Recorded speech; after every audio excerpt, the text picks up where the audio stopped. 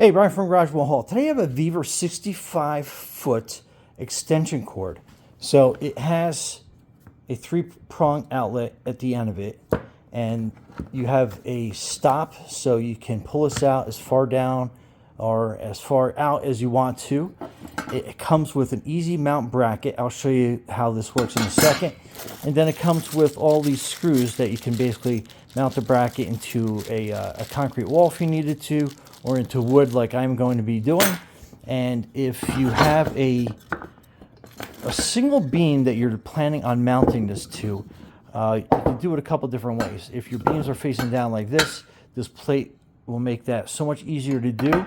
Or if your boards run this way, you basically just sandwich, you know, like two 8-inch pieces of 2x4 in between. You sandwich it, and then this bracket can mount on that, and then you can put your screws in either of these slots. And then why this is super easy, because this is all you're dealing with when you're up in the air, mounting on your wall or your beam ceiling.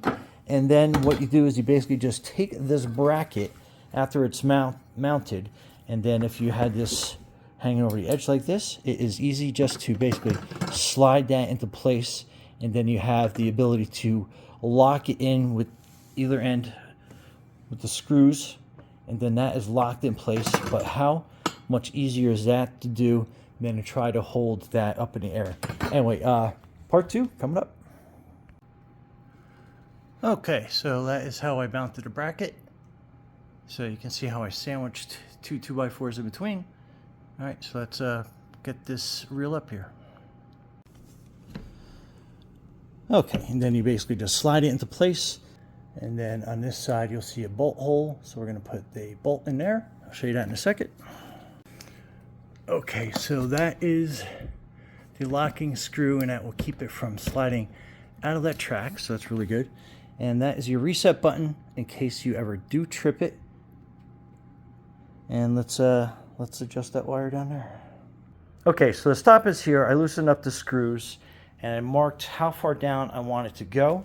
So it's as simple as just unscrewing and then sliding to where you want to have it stop at. So I'm going to slide that right up to that point, and then I'm just going to screw that back down. And then there is my stop up there. And then this is easy in arm's reach to grab. And I can pull it down. And I have 65 feet of cord that I can use. So pretty cool. And then when I'm done, basically just a quick pull releases the connection. And then there I have a nice swinging cord at arm's reach for any project that I have going on. Anyway, Brian from Garage Hall. Thanks for watching, and be safe out there.